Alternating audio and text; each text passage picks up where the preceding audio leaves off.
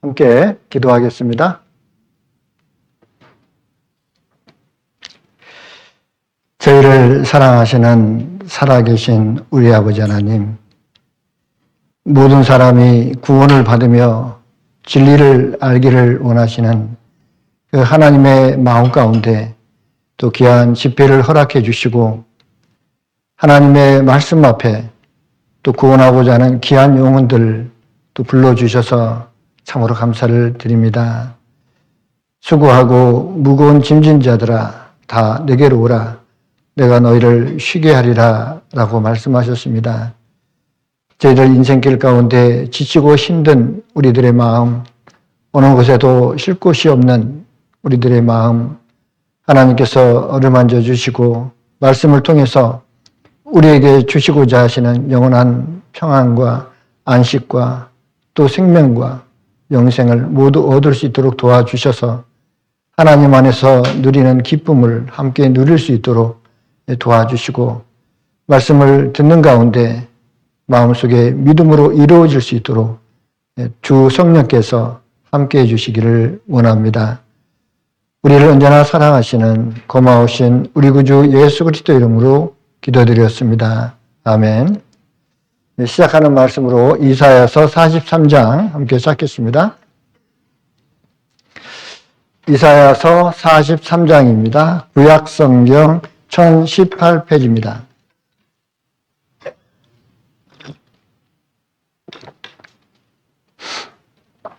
이사야서 43장 10절 말씀입니다. 이사야서 43장 10절 말씀 한 절을 함께 읽겠습니다. 나 여호와가 말하노라. 너희는 나의 증인 나의 종으로 택함을 입었나니 이는 너희로 나를 알고 믿으며 내가 그인 줄 깨닫게 하려 함이라. 나의 전에 지음을 받은 신이 없었느니라. 나의 후에도 없으리라. 예. 저희는 어제 성경에 기록되어 있는 과거의 역사, 그 역사를 몇 가지 살펴보았습니다.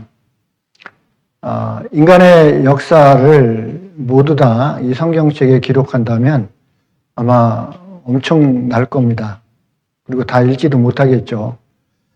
그래서 하나님께서는 인류의 역사 가운데 아주 큰 영향을 미친, 인류에 큰 영향을 미친 큰 사건, 그 사건을 기록해 두고 있습니다.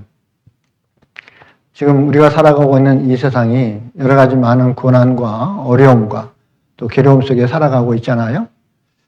그래서 사람들이 하나님이 계시면 왜 이런 세상을 만들었을까? 선한 사람은 정말 힘들게 살고 악하게 살아가는 사람은 또 잘 살고 이런 모순된 모습을 보면서 하나님은 없다. 이제 그렇게 말씀하는 사람도 있습니다. 정말 하나님이 안 계셔서 그런 것이 아니죠. 우리의 조상 첫사람 아담과 하와가 하나님 말씀에 불순종함으로 사람들에게 죽음이 왔고 또 수고와 또 슬픔과 근심이 오게 된 거예요. 그래서 인생은 고난을 위해서 났나니 불티가 하늘로 올라간 것 같다라고 말하고 있습니다. 그래서 아담과 하와가 하나님 말씀에 불순종함으로 죄를 받아들이고 또 이 세상이 이렇게 고난이 있는 그런 세상이 됐다고 성경에 기록하고 있습니다. 그리고 아담과 하와를 통해서 많은 사람들이 태어나고 그 많은 사람들이 하나님을 찾으면 얼마나 좋겠어요. 그런데 모두가 죄를 짓고 또 강포가 땅에 충만하다고 그랬습니다. 그래서 하나님께서는 심판을 결정하고 물로 홍수로 전 세계를 심판을 했죠. 그 심판 그 사건 그리고 물로 전 세계를 덮었다는 것, 그 모든 것들이 증거로 나타나고 있습니다. 그것도 살펴봤고요. 그리고 전 세계에 많은 언어들이 있지 않습니까? 갑자기 하루아침에 이 전 세계 많은 언어들이 하루아침에 생기질 않지 않습니까? 분명히 어떤 계기가 있을 것이고 어떤 사건이 있었을 텐데 그 사건을 바벨탑 사건이라고 이제 말씀하고 있습니다. 그래서 바벨탑 사건 이후에 하나님이 사람들의 언어를 혼잡게 하고 전 세계에 흩어지게 했습니다. 그래서 지금 대표적으로 황인종, 백인종, 흑인종 있지 않습니까? 노아의 세 아들 셈과 함과 야벳에 의해서 이제 민족이 이루어지고 국가가 이제 형성되고 또 많은 백성들이 또 태어나게 됐습니다. 이런 사건에 대해서 성경에 기록되어 있는데 이것은 사실이다. 그래서 증언, 과거에 기록되어 있는 내용들이 증언을 통해서 이 성경이 사실이다라고 하는 것을 우리에게 알려주고 있습니다. 그리고 하나님께서는 모든 사람이 하나님을 알고 구원을 받고 진리를 알기를 원하시는데 각 사람에게 한 사람 한 사람에게 나타나서 내가 하나님이다 라고 보여주고 알게 해주면 얼마나 좋겠습니까? 그런데 하나님은 눈에 보이지 않고 또 각 사람이 볼 수도 없고 또 하나님을 보는 사람은 죽는다고 되어 있어요. 그래서 하나님께서는 각 사람에게 나타낼 수가 없습니다. 그리고 하나님의 뜻을 각 사람에게 들려주고 알게 해주는 것도 아니에요. 지금 현재 80억이 넘는 인구가 사는데 한 사람 한 사람에게 하나님을 나타내주고 또 하나님의 뜻을 또 알게 해주고 그러면 얼마나 참 번거롭겠습니까?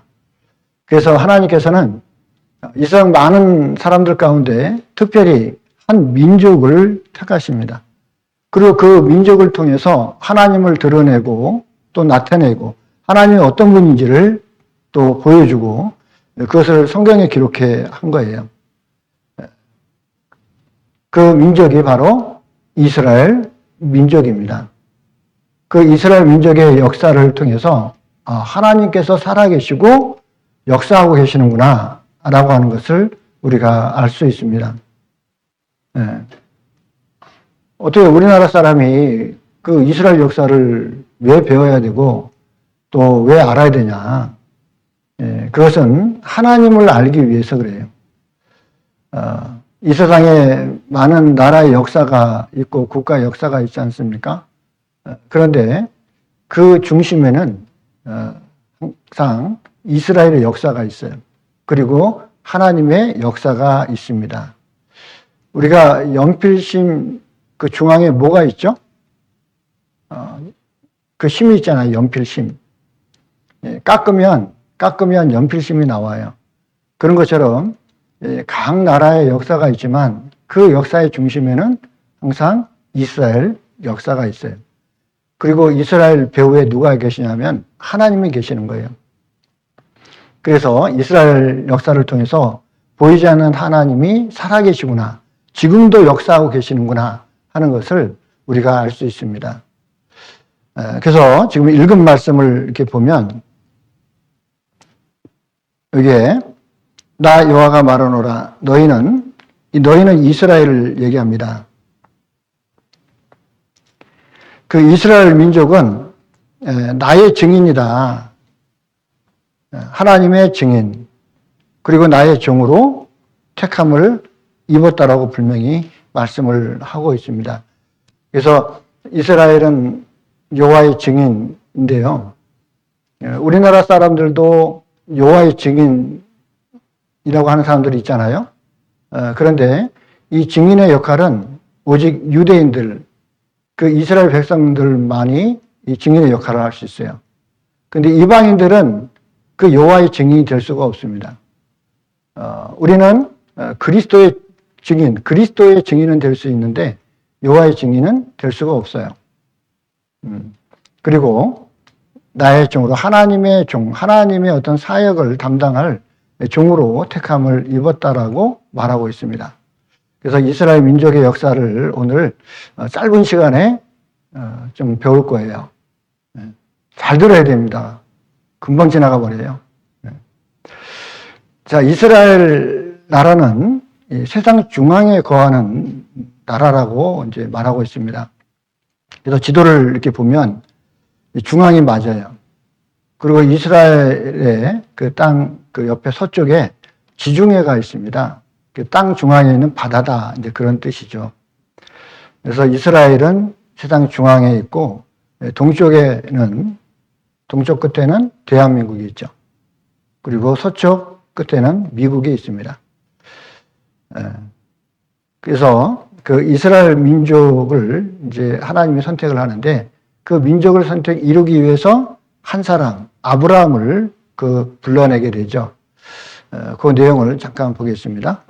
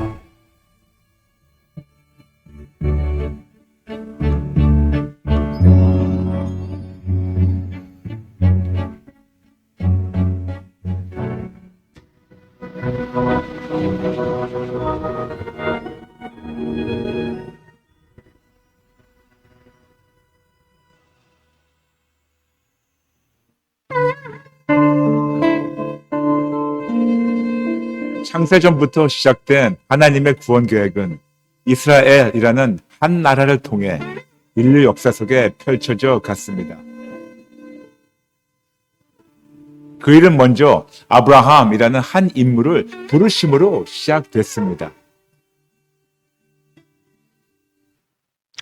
예, 하나님께서 그 우상을 섬기는 그곳 갈대아 우르라고 하는 그 지역에서 하나님께서는 한 사람 아브라함을 선택을 합니다.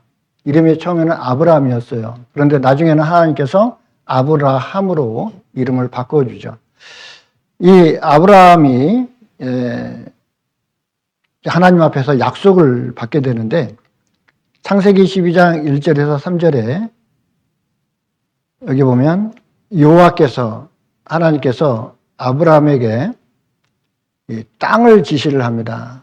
땅을 약속을 해요. 그래서 너는 너의 본토 친척 아비 집을 떠나 내가 네게 지시할 땅으로 가라. 이 땅이 지금 현재 이스라엘 땅입니다. 가나안 땅이라고도 하죠. 또 팔레스타인 땅이라고 말하기도 합니다. 땅을 약속을 하고 그리고 내가 너로 큰 민족을 이루게 하겠다.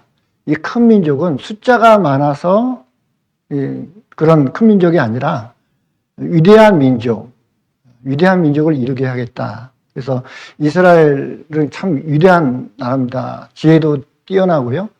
그리고 전 세계 모든 경제 그리고 뭐 정치 이 모든 것을 다 쥐고 있습니다. 그리고 유대인들은 참 그 지혜가 뛰어나죠. 돈 버는 재주도 있고요. 그래서 뛰어난 민족, 그 민족을 이루게 하겠다. 그리고 내게 복을 주어서 내 이름을 창대케 하리니 너는 복의 근원이 될지라. 그래서 복의 근원, 예수님이 이스라엘 민족을 통해서 오게 됐습니다. 그래서 이스라엘 민족을 통해서 그 오게 될 예수님, 그 예수님을 통해서 영원한 생명을 얻게 하는 거예요. 그것이 복의 근원이 되게 하겠다라고 약속을 했습니다. 이 약속은 지금도 유효해요. 하나님께서 한 번 약속하시면 한 번도 이렇게 바꿔본 적이 없어요. 지금도 이 약속은 유지되고 있습니다. 그래서 신명기 4장 6절에 보면 이 큰 나라 사람은 이스라엘 백성들을 얘기하죠. 과연 지혜와 지식이 있는 백성이로다 하리라. 지혜와 지식이 있는 백성이다. 그래서 노벨 수상자 거의 3분의 1이요. 유대인들입니다. 그리고 전 세계 인구의 유대인의 비중은 0.19%밖에 안 돼요. 그런데 노벨상 수상자는 22.3%를 차지하고 있습니다. 그리고 세계 100대 기업, 글로벌 기업 이게 다국적 기업이라고 하는데 100대 기업 속에 40%가 유대인 겁니다. 이게 로고를 보고 상표를 보면 알만한 것들이 다 유대인 거예요. 그리고 정치, 세계를 뒤흔드는 유대의 힘, 그랬습니다. 세계를 지금 쥐락펴락 하고 있다는 거예요. 다이세벨이 세계를 지배한다. 막강한 자본력으로 선진국, 정치, 경제, 언론계 장악하고 있다. 그래서 마태복음 1장 1절에서 2절에 보면 아브라함과 다윗의 자손 예수 그리스도의 세계라.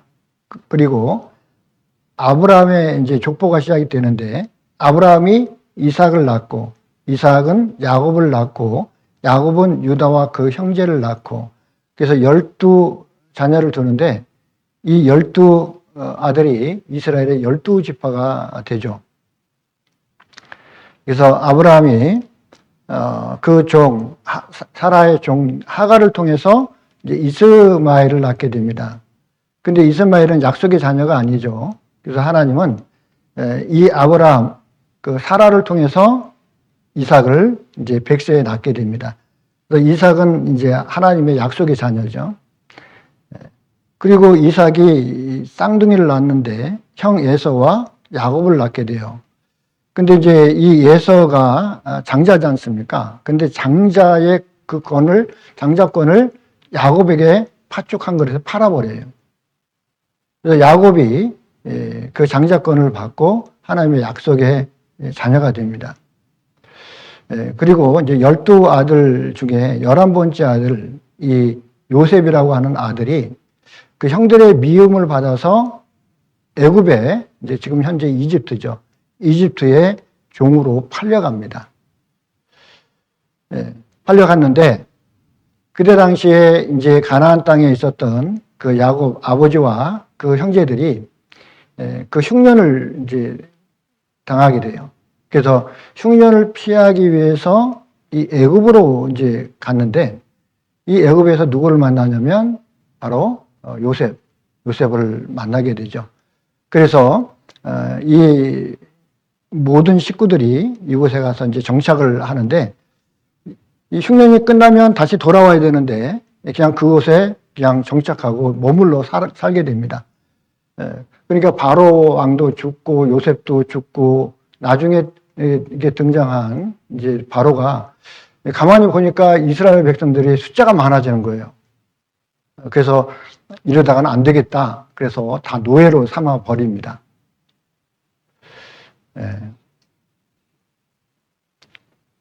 출애굽기 2장 23절에 보면 여러 해 후에 애굽 왕은 죽었고 이스라엘 자손은 고욕으로 인하여 탄식하며 부르짖으니 그 고욕으로 인하여 부르짖는 소리가 하나님께 상달한지라. 애굽으로 들어간 지 430년, 그동안에 400년 동안 이스라엘 백성들은 그 애굽에서 노예로 생활을 하게 됩니다. 그래서 고욕으로 인해서 엄청나게 힘든 일을 하는 겁니다. 그래서 부르짖는 소리가 하나님께 상달했다. 하나님께 그 기도를 한 겁니다. 하나님, 우리를 구원해서 하나님께서 약속하신 그 가나안 땅으로 돌아가게 해달라고 기도를 하죠. 그 이집트에 있는 그 벽화를 보게 되면 그 이스라엘 백성들이 어떤 일을 했는지 이렇게 벽화로 그려놓은 겁니다. 벽돌을 이렇게 만들고 그리고 그 비동과 라암셋 이런 국고성을 이렇게 만들고요. 그리고 이게 피라밋, 이것은 왕의 무덤이죠. 파라오의 무덤입니다. 이 돌 하나가 2.5톤이에요. 엄청나게 무겁습니다.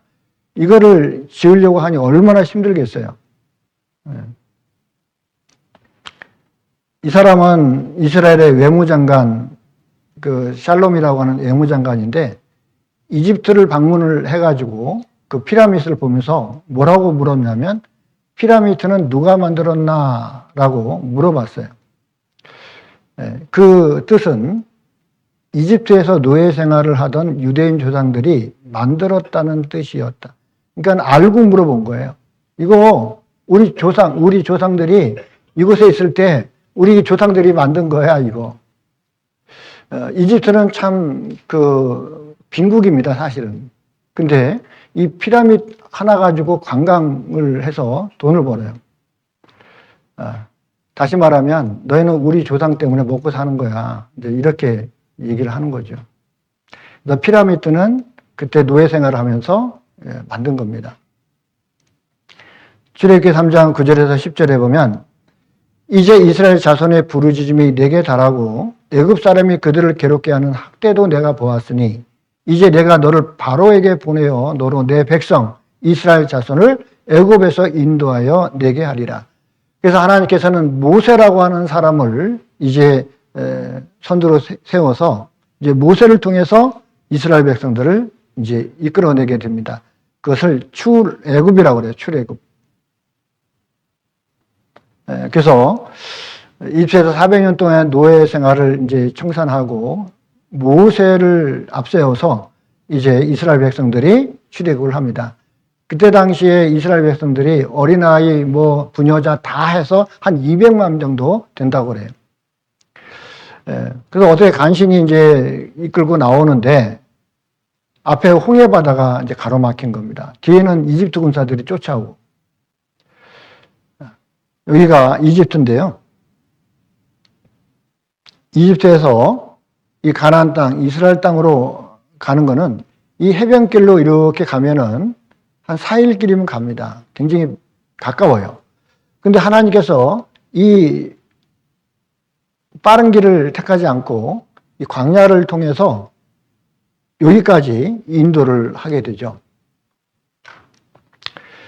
그래서 숫곳을 거쳐서 에담을 거쳐서 이제 여기 비아히롯이라고 하는 곳에 이제 머물게 되죠. 근데 앞에는 이제 홍해가 가로막혀 있습니다. 근데 뒤에는 애국 군사들이 쫓아오는 거예요. 바로 이곳인데 이곳으로 들어가는 길은 이 외길 하나밖에 없습니다. 군인들이 쫓아오면 완전히 고립되는 거예요. 완전히 도간에 든 쥐처럼 이렇게 돼버리는 거죠. 그런데 하나님께서 이집트 군사들을 이렇게 불로 막았습니다. 들어오지 못하도록. 더 이상. 그리고 이스라엘 백성들을 이제 홍해를 거쳐서 이렇게 탈출하도록 그렇게 하는데 모세가 지팡이를 들고 하나님께 기도를 합니다. 모세가 백성에게 이르되 너희는 두려워 말고 가만히 서서 여호와께서 오늘날 너희를 위하여 행하시는 구원을 보라. 너희가 오늘 본 애굽 사람을 또다시는 영원히 보지 못하리라. 그러면서 하나님 앞에서 기도하고 그 홍해를 가르는데 모세가 바다 위로 손을 내어민데 여호와께서 큰 동풍으로 밤새도록 바닷물을 물러가게 하시니 물이 갈라져 바다가 마른 땅이 된지라. 이스라엘 자손이 바다 가운데 육지로 행하고 물은 그들의 좌우의 벽이 되니. 이제 그 바다가 갈라지는데요. 큰 동풍이 불었다고 그랬습니다. 밤새도록 그 동풍이 불고 이제 바닷물이 점점 물러가서 이 바닥이 마른 땅이 됐대요. 그리고 이 바닷물이 좌우의 벽이 됐다고 그랬습니다. 벽. 그 가운데로 이제 이스라엘 백성들이 지나가는 겁니다. 정말 놀랍죠. 아마 우리 눈앞에서 이런 기적, 이런 이적을 보면 아마 평생 잊지 못할 거예요. 그렇죠? 아마 만나는 사람들마다 이 얘기를 할 겁니다. 내가 물이 이렇게 갈라지는 걸 봤고 지나가는데 양쪽에 물이 이렇게 서 있는데 얼마나 정말 무서운지 몰랐다고. 아마 만나는 사람들마다 얘기할 겁니다. 그게 증인이라는 거예요. 증인. 내가 목격한 거, 체험한 거 그대로 얘기하는 겁니다. 이스라엘 백성들은 이 모든 것들을 눈앞에서 봤어요. 이스라엘 백성들이 그 갈라진 그 홍해를 통해서 이제 나오게 됩니다. 그런데 이제 그 뒤에서 쫓아오던 애국 군사들이 들어와 가지고 이 바닷속으로 들어와서 물이 합쳐져 버렸어요. 그래서 완전히 다 수장되어 버립니다. 그때 바로 왕도 죽고 모든 군인들이 다 죽어요. 신명기 4장 34절에서 35절에 보면 어떤 신이 와서 시험과 이적과 기사와 전쟁과 강한 손과 편팔과 크게 두려운 일로 한 민족을 다른 민족에게서 인도하여 낸 일이 있느냐. 이게 물어보는 겁니다. 한 민족을 다른 민족에게서 이렇게 인도하여 낸 일이 있느냐. 이런 역사가 있느냐. 이런 나라가 있느냐라고 물어보는 거예요. 이런 나라가 없습니다. 이런 역사를 갖고 있는 나라가 없어요. 이는 다 너희 하나님 여호와께서 애굽에서 너희를 위하여 너희 목전에서 너희 눈앞에서 행하신 일이라. 이스라엘 백성들은 그걸 다 봤다는 겁니다. 하나님의 능력을 눈으로 확인한 거예요. 이것을 내게 나타내심은 여호와는 누구라고요? 하나님이시요 그 외에는 다른 신이 없음을 내게 알게 하려 하십니다. 하나님은 이런 분이다 라고 보여준 거예요.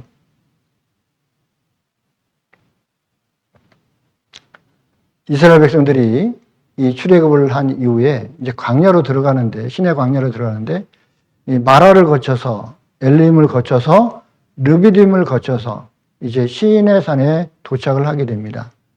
이 시내산에서 어떤 일이 벌어지냐면, 그 하나님이 강림을 하시는데, 그 산 꼭대기에 불이 붙어가지고요, 엄청나게 불이 일어난 겁니다. 사람들이 무서워서 접근을 하지 못하죠. 근데 이제 하나님께서 모세를 부르고 그 모세를 통해서 이제 율법을 주는데, 여기 시내산 이 꼭대기입니다. 여기 보면 꼭대기가 다 불로 거슬렀어요. 다 타버렸습니다. 그리고 이 암석을 다 확인해 보니까 변성암인 거예요. 변성암.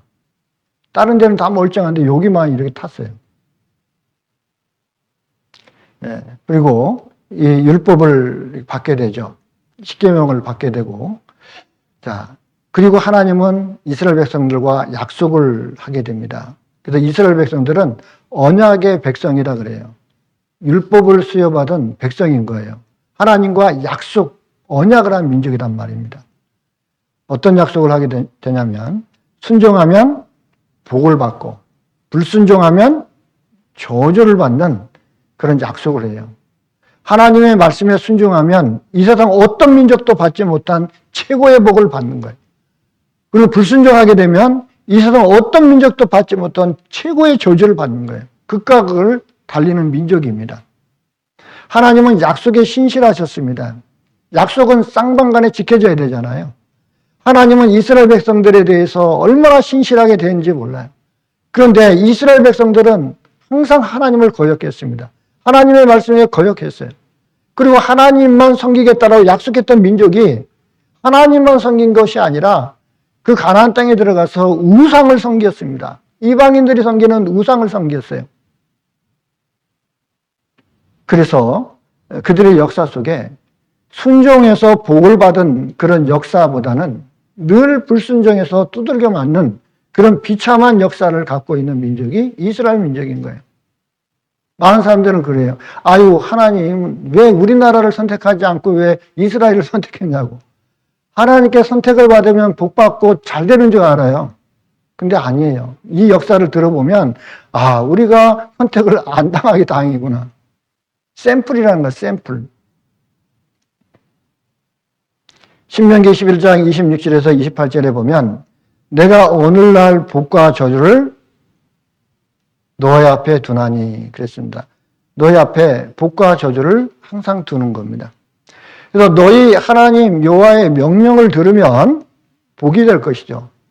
만일 너희 하나님 여호와의 명령을 듣지 아니하고 본래 알지 못하던 다른 신들을 쫓으면 저주를 받을 것이다. 명령을 들으면 복, 안 들으면 저주. 그렇게 약속을 했는데 이스라엘 백성들은 거기다 도장을 꽝 찍었어요. 네! 그렇게 하겠습니다. 오직 하나님만 섬기겠습니다. 하고 도장을 꽉 찍었어요. 도장 찍었으면 계약이 성립된 거죠. 하나님은 약속하신 대로 이루시는 분이거든요. 신명기 28장 2절에 네가 네 하나님 여호와의 말씀을 순종하면 이 모든 복이 내게 임하여 내게 미치리니 그랬어요. 그래서 이스라엘 백성들이 순종할 때는 정말 축복을 받았습니다. 그런데 여호와의 말씀을 순종하지 아니하여 내가 오늘날 네게 명하는 그 모든 명령과 규례를 지켜 행하지 아니하면 이 모든 저주가 내게 임하고 내게 미칠 것이니 그랬습니다. 그래서 이방 민족을 들어서 그 이스라엘 백성들을 두들겨 팬 거예요. 돌아오라고. 하나님께 돌아오라고. 안 돌아오면 이제 완전히 대제국에서 완전히 질밥을 버립니다. 그래서 하나님의 증인, 여호와의 증인 이스라엘. 그래서 이스라엘 역사를 보면 하나님의 살아계심을 분명히 알 수 있어요. 이스라엘 백성들의 역사는 미리 기록해 놨습니다. 미리 기록해 놨다는 얘기는 바로 뭐냐면 아까 말씀하신 대로 순종하면 이러이러한 복을 받겠다라고 말씀해 놨어요. 만약에 불순종하면 이러한 저주를 받겠다라고 약속을 했거든요. 둘 중에 하나입니다. 이스라엘 백성들이 하나님 앞에 순종하고 살면 성경에 기록되어 있는 모든 그 복을 다 받는 거예요. 만약에 반대로 불순종한다면 성경에 기록되어 있는 모든 저주를 다 받는 겁니다. 그러니 성경에 미리 기록되어 있는 거예요. 이스라엘을 선택하신 목적은 하나님의 증인 역할을 하도록 한 겁니다. 그래서 많은 이적과 기적을 보여주고 하나님이 어떤 분인지를 알게 해주신 거예요. 정말 출애굽을 할 때 10가지의 재앙을 통해서 하나님이 어떤 분인지를 봤고 그리고 그 홍해를 건너오면서 그 하나님이 어떤 분인지를 봤습니다. 광야 40년 생활하는 동안에 정말 그들은 발이 붙지 않고 옷이 헤어지지 않았어요. 그들은 매일매일 만나를 먹었습니다. 그리고 고기가 먹고 싶다고 할 때는 메추라기를 꺼내가지고 코에서 고기 냄새가 날 때까지 먹었습니다. 목이 마르면 반석을 깨서 물을 내서 먹였습니다. 추우면 불기둥으로, 더우면 구름기둥으로 그들을 인도했단 말입니다. 그거를 직접 목독했던 민족이 이스라엘 백성들이에요. 어떤 나라가 하나님의 그러한 이적과 기적을 본 민족이 어디냐고요. 그래서 그 증인 역할을 하라고 한 겁니다. 그리고 하나님의 약속의 말씀을 기록해 한 겁니다. 그리고 제일 중요한 것은 이 이스라엘 백성들을 통해서 누가 태어나냐면 그리스도를 보내주겠다라고 약속하셨거든요. 이스라엘 백성은 그 하나님의 약속을 받고 그리고 그리스도가 그 이스라엘 백성들을 통해서 오도록 한 겁니다. 약속이 있는 거예요. 그리고 이스라엘 백성들은 그리스도를 받아들일 수 있는 기득권을 갖고 있었습니다. 제일 먼저 그리스도를 통해서 구원을 받을 수 있는 그런 기득권을 먼저 갖고 있었습니다. 그런데 그들은 그걸 알지 못했죠. 하나님은 이스라엘 백성들만의 하나님이 아닌 거예요.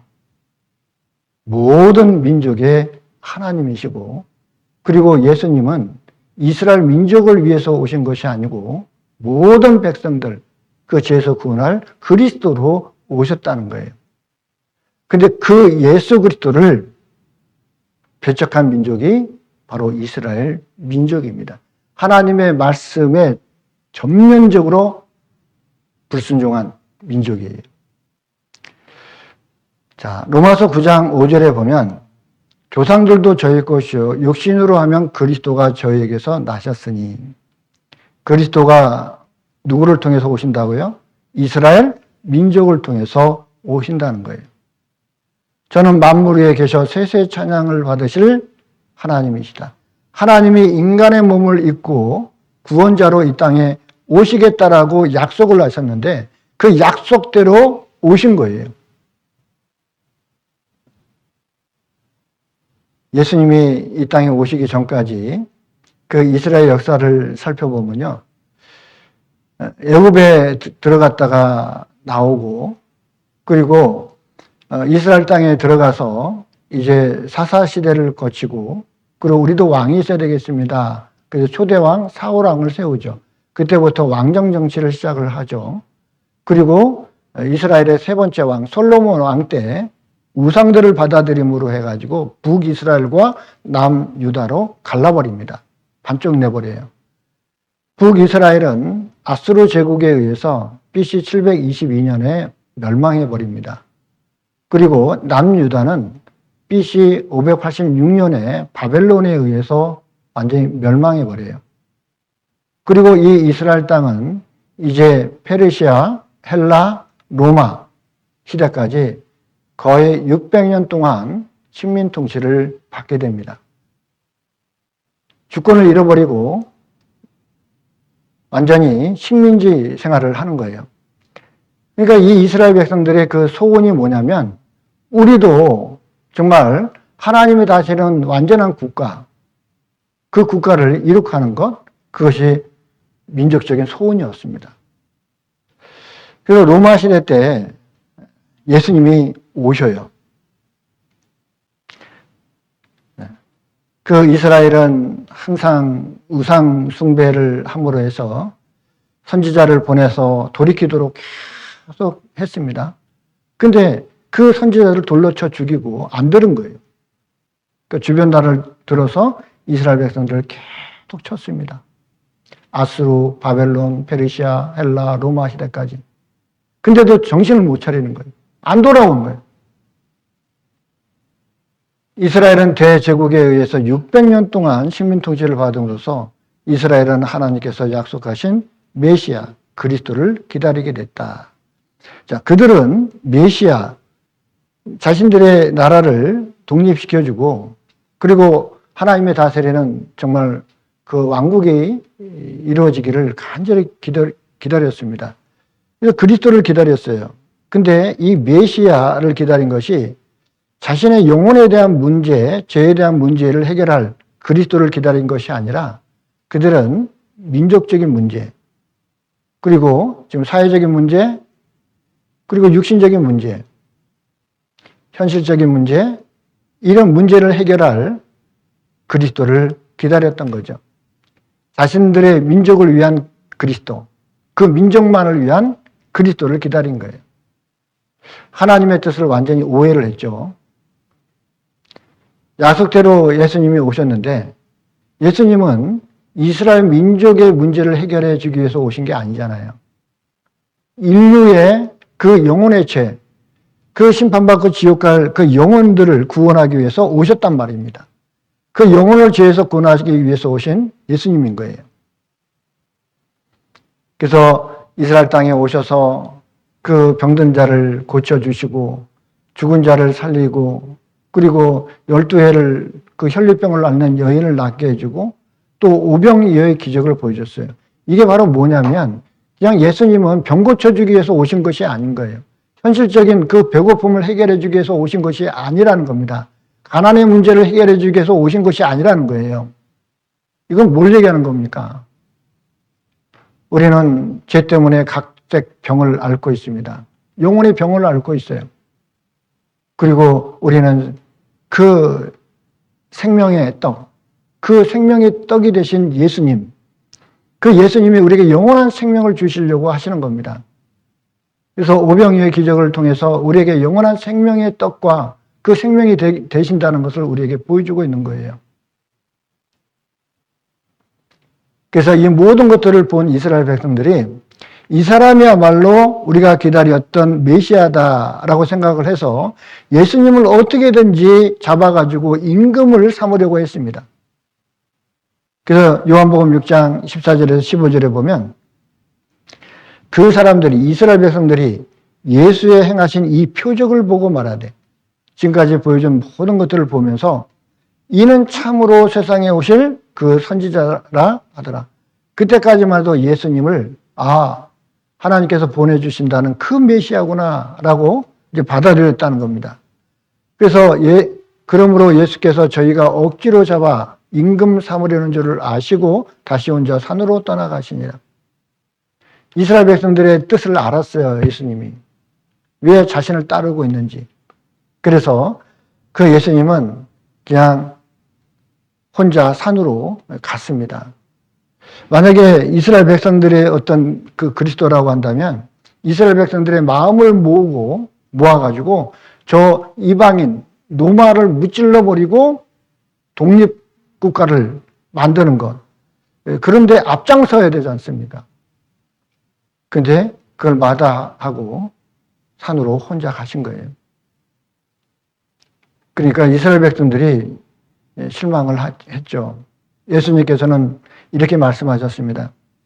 썩는 양식을 위하여 일하지 말고 영생하도록 있는 양식을 위하여 하라. 이 양식은 인자가 너희에게 주리니 인자는 아버지 하나님의 인치신 자니라. 썩는 양식을 위하여 일하지 마라. 썩어질 것을 위해 살지 마라. 그 뜻입니다. 영생하도록 있는 양식을 위하여 하라.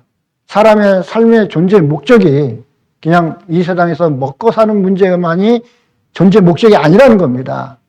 사람에게 중요한 것은 영혼의 문제인 거예요. 영원한 것을 해결해야 된다는 겁니다. 이 양식은 인자가 너에게 주리라.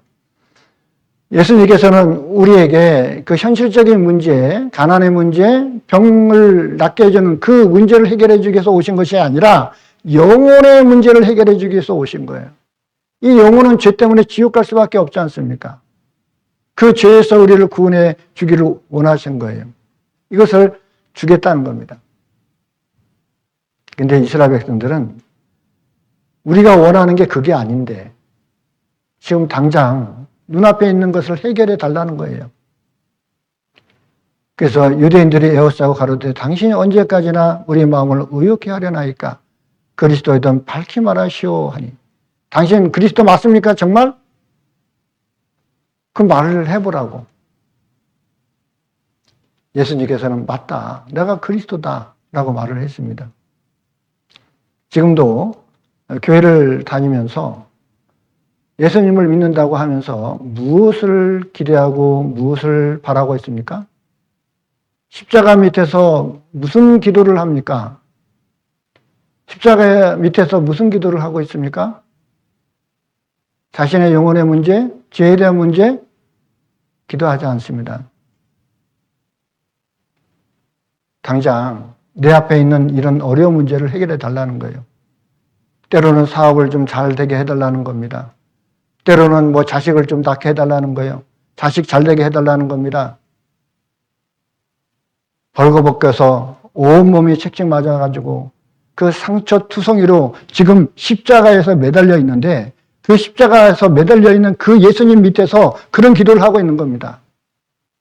예수님이 그걸 위해서 죽었냐는 거예요. 사람들이 지금도 그렇게 예수님을 믿고 있습니다. 자기의 요구가 들어주지 않으니까 예수님을 버리는 거예요. 지금도 한때는 교회를 다니고 믿었다고 해줘. 근데 잘 안 되면, 육신적으로 어려우면 믿음을 버려버립니다. 전에는 믿었대요. 믿음은 변하는 게 아닙니다.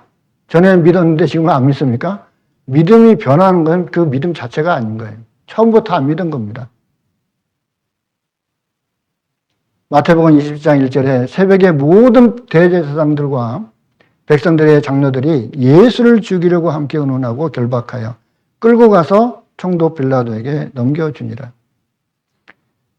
이 예수님을 죽인 사람은 총독 빌라도가 아니라 이 이스라엘 백성들의 그 종교 지도자 대제사장과 장로들이라고 말하고 있습니다. 예수를 죽이려고.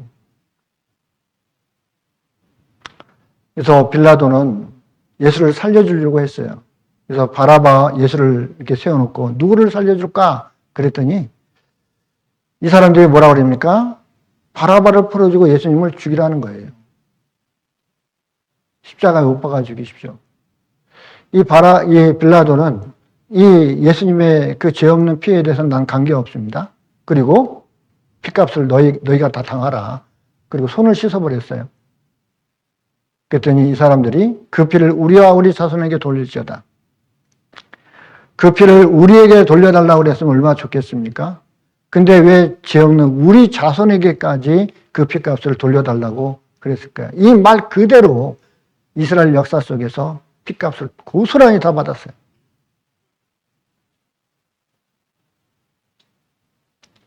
유대인들이 유대인 그리스도를 배척을 했습니다. 성경에 약속된 그리스도를 오해했고요. 민족을 독립시켜줄 왕을 기대했고 영혼 구원의 그리스도를 망각했습니다. 책망에 대한 종교 지도자들의 반감 때문에 그 백성들을 선동을 해가지고 예수님을 죽이도록 한 거예요.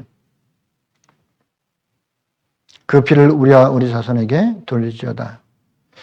이 예수님을 죽인 것은 하나님의 뜻에 전면적으로 대적한 겁니다. 이스라엘 백성들의 그리스도에 대한 오해는 그 성경에 기록되어 있는 그리스도상이 두 가지가 있습니다. 초림하는 그리스도, 재림하시는 그리스도인데 처음 오는 그 그리스도는 고난받으실 그리스도예요. 우리를 죄에서 구원하기 위해서 십자가에서 고난받고 죄를 담당할 그런 그리스도입니다. 다시 오시는 예수님은 그 만왕의 왕으로 세상을 심판하기 위해서 오시는 영광스러운 그리스도예요. 근데 이스라엘 백성들은 초림하는 그리스도를 잊어버리고 만왕의 왕으로 오는 그리스도를 기다렸습니다. 그래서 그리스도를 배척한 거죠. 그래서 하나님의 뜻에 대한 이스라엘 최고의 불순종이 바로 뭐냐면 그리스도를 배척한 겁니다. 불순종하면 뭘 받는다고요? 저주를 받는다고 그랬죠. 예수 그리스도를 통해서 구원을 받는 것이 하나님의 뜻인데 그 그리스도를 배척해버렸으니 하나님의 뜻에 전면적으로 대적한 겁니다.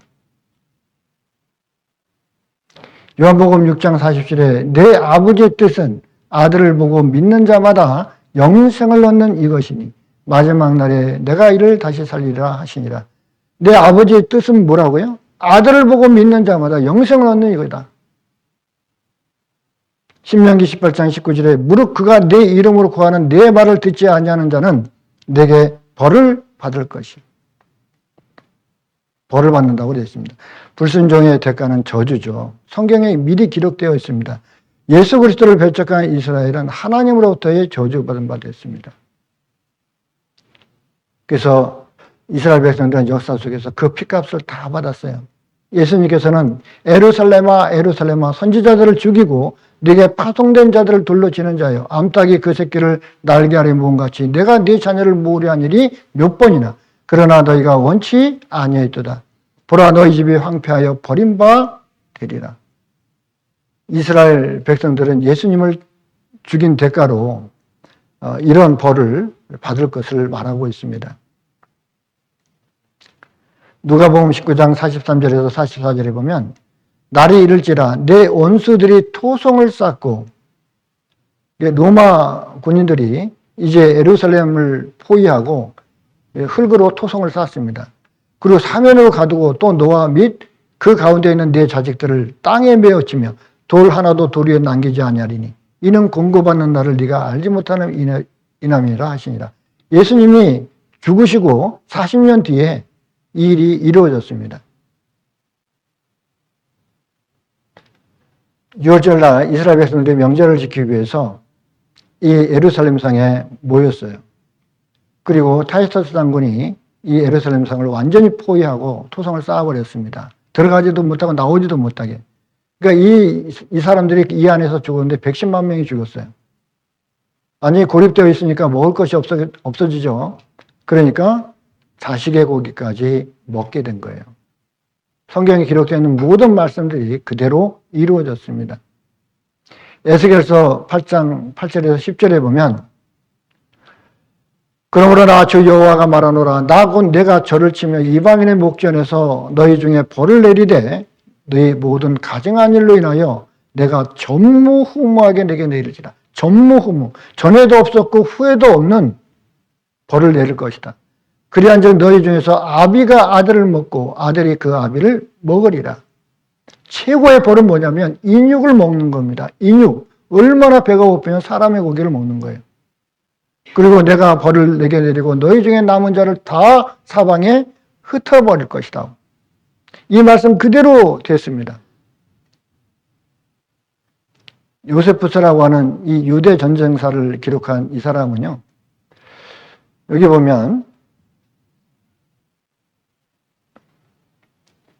다시 그 아들 타이터스에게 예루살렘 진압 명령을 내려 서기 70년 4월 6월절 절기 기간 중에 예루살렘을 토성으로 포위하여 5개월간 고립시킬 때 유대인들은 굶주림에 지쳐 자식까지 잡아먹는 사태가 발생하였으며, 이걸 그대로 기록을 해놨습니다. 그리고 마리아라고 하는 여인은 자신의 그 배에서 난 자식을 얼마나 배가 고프면 구워서 먹은 거예요. 강도가 그 냄새를 맡고 와가지고 달라는 겁니다, 고기를. 그래서 내놓았는데 아이잖아요, 아이. 강도도 도망가 버렸습니다. 여기에 이제 타이터스 개선문인데요. 거기에 보면 이런 부조가 그려져 있습니다. 예루살렘 성 안에 있었던 그 성전에 있었던 모든 성전 기물들을 다 갖고 간 거예요. 그리고 성벽 서쪽에 있는 이 벽 일부를 남겨놓고 다 무너뜨렸습니다. 이걸 통곡의 벽이라고 그래요. 근데 이 사람들은 지금도 여기서 기도를 하고 있죠. 그리스도를 보내달라고, 메시아를 보내달라고 지금도 기도하고 있습니다. 하나님은 예수님을 통해서 우리를 구원자를 보냈는데 이들은 아직도 안 믿어요. 그리고 그 노예로 잡혀갔던 사람, 그리고 그 모든 그 노획물들을 가지고 콜로세움 경기장을 지었습니다, 로마에. 레위기 26장 33절에 내가 너희를 열방 중에 흩을 것이요 내가 칼을 빼어 너희를 따르게 하리니 너희 땅이 항무하며 너희 성읍이 황폐하리라. 이 말씀 그대로 되어 있습니다. 어떤 민족이 전 세계에 흩어진 민족이 어디 있냐고요. AD 315년에 하드리안 황제가 더 이상 이스라엘 백성들은 그 땅에 살지 못하도록 하고 다 흩어버렸습니다. 가는 곳곳마다 칼이 따라다녔어요. 그리고 이스라엘 백성들이 떠난 그 땅은 황무해져 버렸습니다. 그 이스라엘 땅은 참 신기해요. 그 이스라엘 백성들이 살 때는 옥토가 됩니다. 근데 이스라엘 백성들이 떠나면 다른 이방인들이 살지라도 그 땅은 황무해져 버려요. 황폐해져 버립니다. AD 70년에 예루살렘이 함락되고 완전히 멸망돼 버리죠. 그리고 1948년 기적적으로 이스라엘 민족이 독립을 하게 됩니다. 이건 기적이죠, 기적. 전 세계에 흩어졌다가 1900년 만에 다시 그 땅으로 돌아왔어요. 이 사이에 1900년 동안의 이 역사 속에 이스라엘 역사는 없어요. 사라진 역사.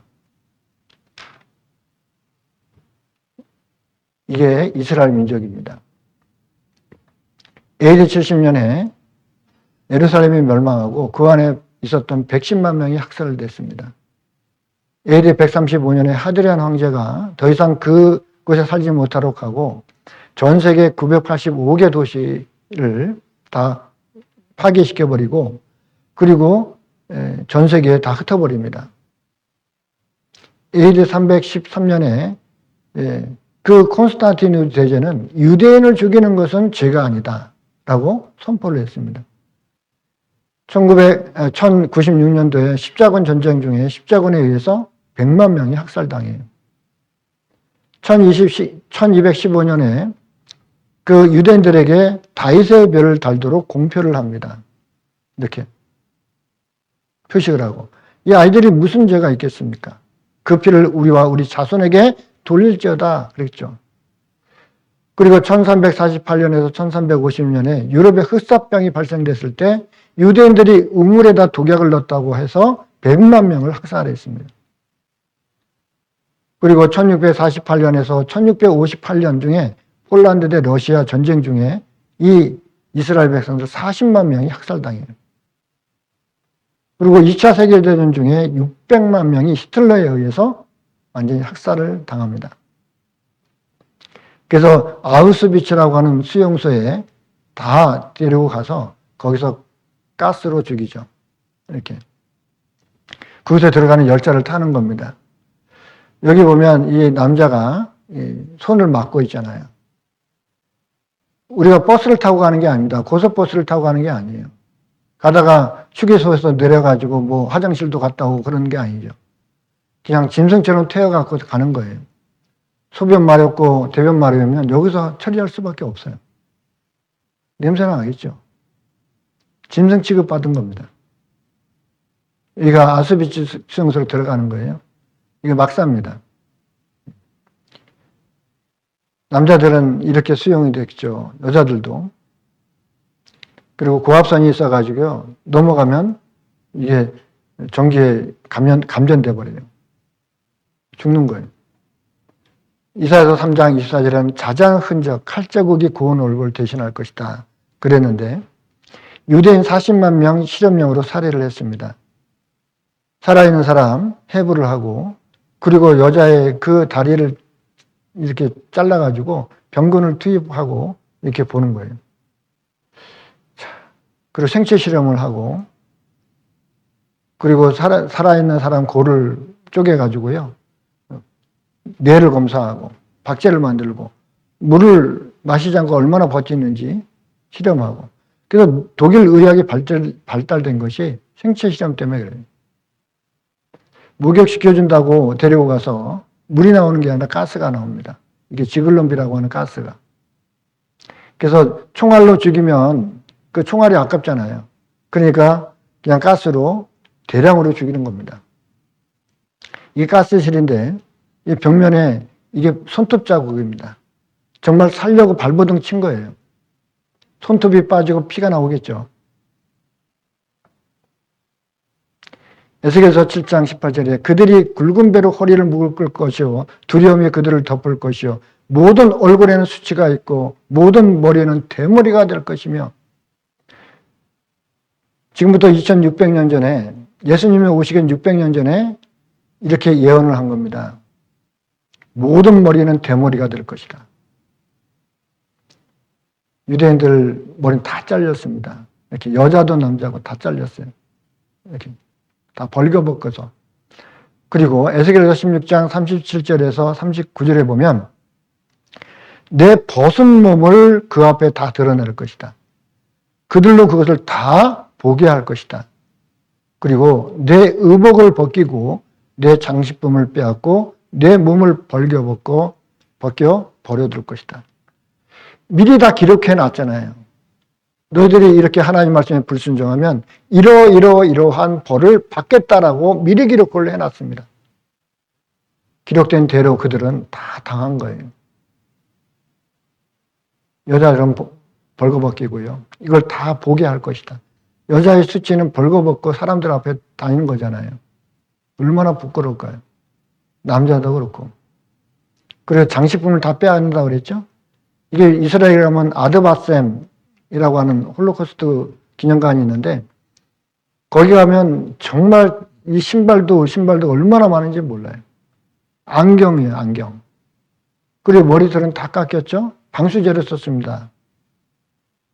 그 앞에 가면 600만이라고 하는 비석이 있어요. 600만. 이게 뭡니까? 600만 명이 죽었다. 그 뜻이에요. 600만 명. 가는 곳곳마다 칼이 따라다닐 거라고.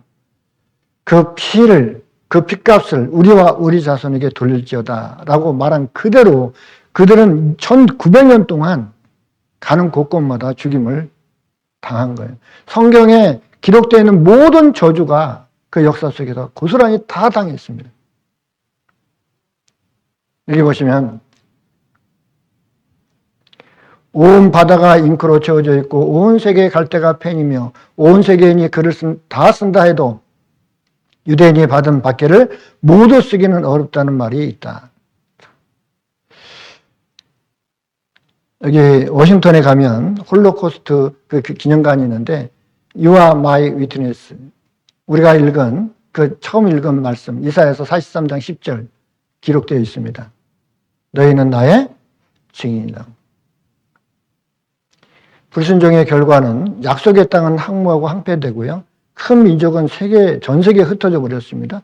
복의 근원이 될 건 저주와 죽음이 따라다녔습니다. 누가복음 23장 31절에 푸른 나무에도 이같이 하거든 마른 나무에는 어떻게 되려 하시니라. 이 푸른 나무는 이스라엘 백성들이에요. 마른 나무는 이방인입니다. 이 푸른 나무는 희망이 있고 그 다음에 예수님을 통해서 구원을 받게 될 그런 약속을 먼저 받은 민족이에요. 근데 이스라엘 백성들이 그 예수님을 배척한 결과 전 세계에 흩어져서 저주를 받았죠. 푸른 나무에도 이같이 하거든. 마른 나무, 이방인들을 얘기합니다. 마른 나무 희망도 없어요. 꿈도 없어요. 약속도 없었던 민족입니다. 그 민족이 예수님을 배척했을 때 받을 그 형벌은 얼마나 더 크겠냐라고 하는 거예요. 푸른 나무가 잘 탈까요? 마른 나무가 잘 탈까요?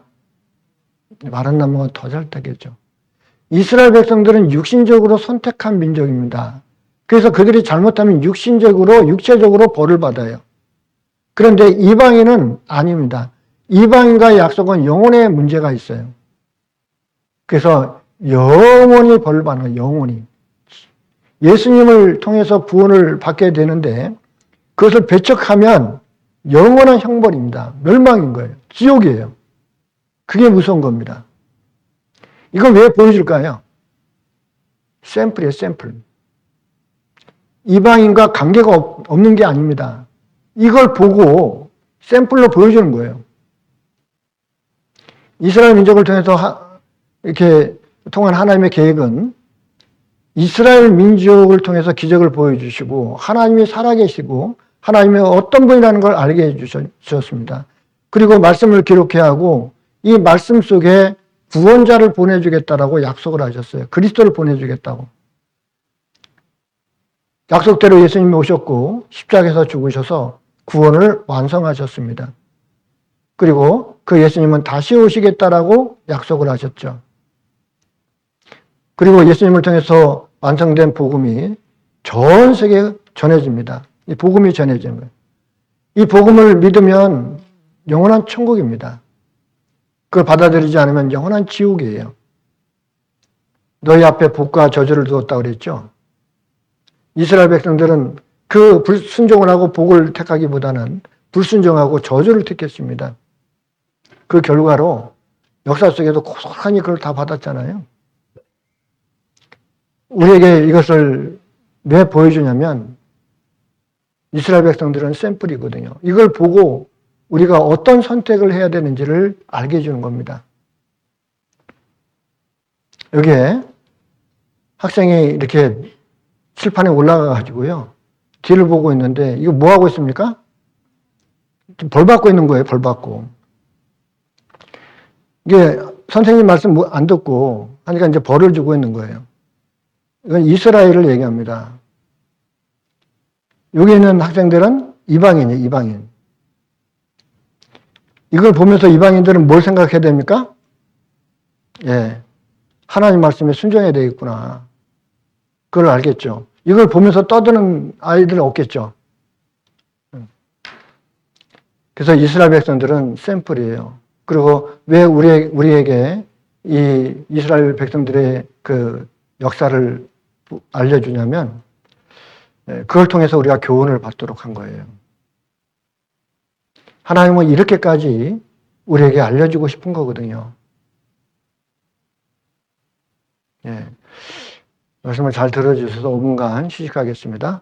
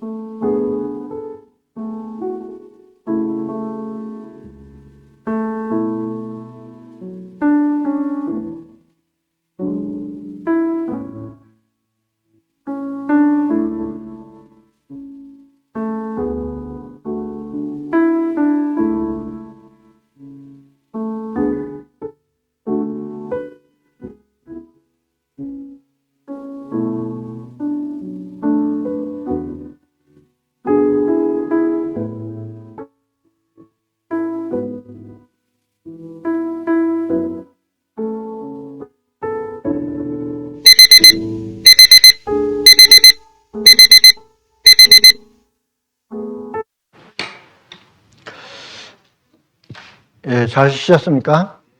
예, 밖에 계신 분들 빨리 들어와서 앉아주시기 바랍니다. 자, 박수 5번 한번 치겠습니다. 박수 5번 시작! 오늘 처음 오셨나 봐요. 박수 5번 시작! 예, 잘 맞췄습니다. 박수 4번 시작! 예. 이제 박수 치라는 숫자에서 하나를 빼겠습니다. 박수 3번 시작!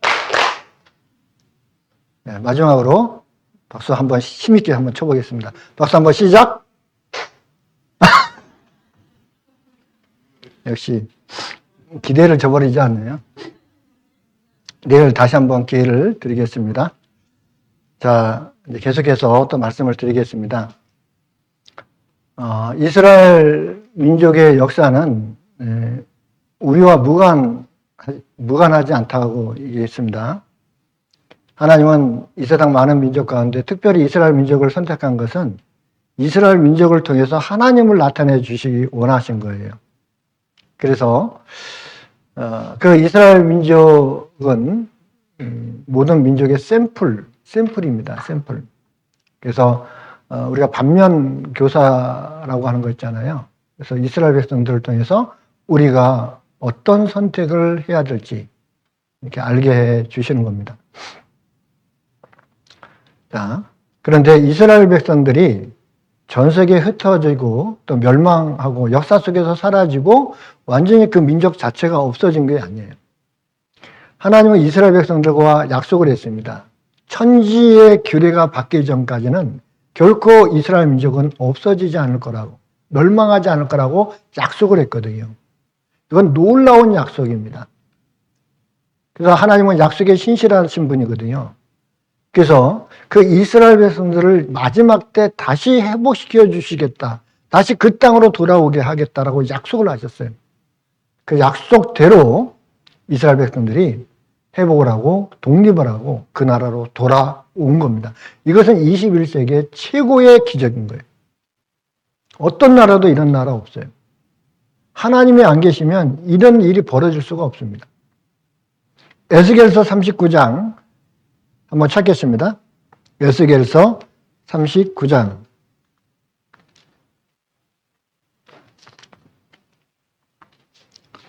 에스겔서 39장 27절 27절부터 28절까지입니다. 에스겔서 39장 27절부터 28절까지 말씀을 제가 읽어드리겠습니다. 곧 내가 그들을 만민 중에서 돌아오게 하고 적국 중에서 모아내어 열국 목전에서 그들로 인하여 나의 거룩함을 나타낼 때에라. 전에는 내가 그들로 사로잡혀 열국에 이르게 하였거니와 후에는 내가 그들을 모아 고토로 돌아오게 하고 그 한 사람도 이방에 남기지 아니하리니 그들이 나를 여호와 자기들의 하나님인 줄 알리라. 지금부터 2600년 전에 에스겔 선지자를 통해서 이스라엘 백성들이 돌아올 것을 미리 기록해 놨습니다. 그래서 내가 하나님께서 그들 이스라엘 민족을 만민족에서 돌아오게 하고 그랬거든요. 이 돌아오게 하고라고 하는 것은 그 땅에서 떠난 적이 있다는 얘기잖아요. 떠난 적이 있으니까 다시 돌아오게 하겠다 그 뜻이거든요. 그리고 전에는 내가 그들로 사로잡혀 열국에 이르게 하였거냐. 전 세계에 흩어버렸지만 후에는 나중에는 내가 그들을 모아 어디로? 고토로 돌아오게 하고 옛날 땅으로 다시 돌아오게 하겠다는 거예요. 그것도 한 사람도 이방에 남기지 아니하리니 그들이 나를 여호와 자기들의 하나님인지를 알 거다. 무엇을 보면 정말 그들이 나를 여호와 자기들의 하나님인지를 안다고 됐습니까? 이스라엘 백성들이 회복해서 그 땅으로 돌아오는 것을 보면 그때서 하나님이 살아계시구나.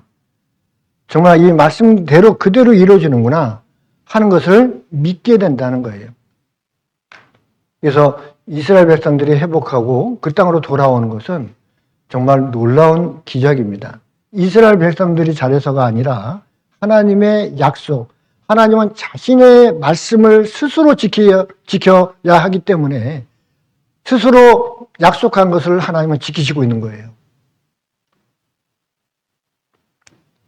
에스겔 선지자는 예수님이 오시기 전 600년 전, 지금부터 2600년 전의 사람인데요. 이스라엘 백성들이 전 세계에 흩어지고 1900년 만에 1948년 5월 14일 날 독립할 때 이제 이스라엘 백성들이 돌아온다라고 미리 기록해 놨잖아요. 이스라엘 백성들이 전 세계에 흩어지기도 전에 기록한 겁니다. 이 말씀을 그대로 이루신 거예요. 항폐하고 분산하고 학살을 당했던 그들이 이제는 그 땅은 기경이 되고 농사짓는 땅이 됐다는 겁니다. 전 세계에 흩어졌던 이스라엘 백성들은 그 땅으로 돌아오고, 그리고 정말 학살 당하고 핍박을 당했던 그 민족이 이제는 세계 강국으로 등장하고 있습니다. 이 말씀 그대로 지금 이루어지고 있어요. 우리는 그 성경의 말씀이 이루어지고 있는 것을 눈앞에서 볼 수 있는 시대입니다.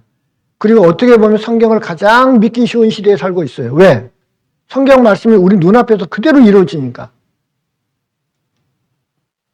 가장 믿기 쉬운 이 시대에 살아가면서 정말 안 믿는다면, 이걸 받아들이지 않는다면 정말 하나님 앞에서 벌이 얼마나 더 클까요? 자, 신명기 4장 30절에서 31절에 보면 이 모든 일이 내게 임하여 환난을 당하다가 끝날에 네가 네 하나님 여호와께로 돌아와서 그 말씀을 청정하리니. 그 3500년 전에 기록한 말씀입니다. 이스라엘 백성들이 하나님 말씀에 불순종하고 전 세계에 흩어졌다가 다시 돌아오는데 이 모든 일이 내게 임하여 환난을 당하다가 그랬습니다. 끝날에 내가 네 하나님 여호와께로 돌아와서 그랬습니다. 환난을 당한 적이 있어야 돌아오는 것도 있지 않았습니까? 지금 우리 시대에 이 말씀이 이루어지고 있어요. 전 세계에 흩어졌던 이스라엘 백성들이 그 땅으로 돌아가고 있습니다. 이사야서 60장 8절에 보면 저 구름같이 비둘기가 그 보금자리로 날아오는 것 같이 날아오는 자리에 누구냐라고 기록하고 있습니다. 이사야 선지자는 마지막 때 이스라엘 백성들이 돌아오는 광경을 계시로 봤는데 그때는 뭐 비행기가 없지 않습니까? 그러니까 비둘기가 마치 그 보금자리로 돌아오는 것처럼 돌아온다라고 표현을 한 거예요.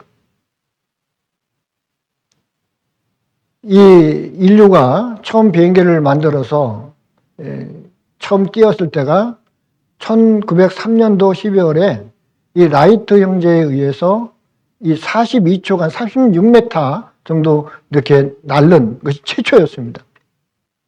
그런데 이사야서 성경은 지금부터 2700년 전에 기록한 건데 오늘날 우리 시대에 그 비행기로 이스라엘 백성들이 돌아올 것을 미리 보여준 거예요.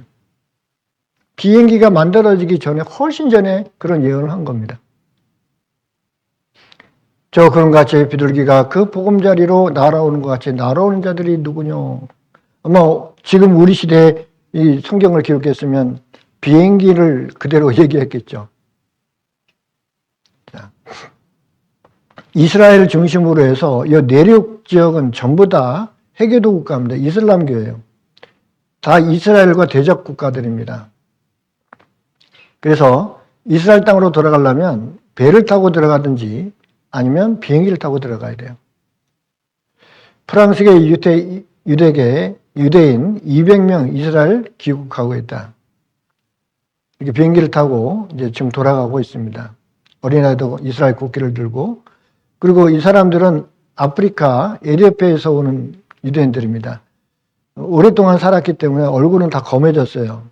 그렇지만 혈통은 유대인 피가 흐르고 있습니다. 그리고 유대인이라고 하는 표시가 바로 이 머리에 키퍼를 쓰는 거예요. 여기에. 유대인의 이스라엘 귀환은 하나님의 뜻이다 라고 말했습니다. 누구의 뜻이라고요? 하나님의 뜻. 지금은 하나님의 뜻이 이루어지고 성취되는 시대입니다. 그렇기 때문에 어느 누구도 이것에 거역할 수가 없어요.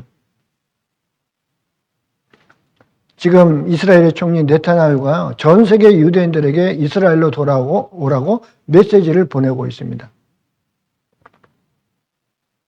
여기 그 이스라엘에서 홍보 영상을 찍는데 전 세계에 흩어진 이스라엘 백성들을 다 땅으로 그 이스라엘로 돌아오라고 홍보를 하고 있습니다. 그걸 알리아라고 그래요. 여기 한번 들어보세요. Jerusalem tonight. Eternity calling out to you.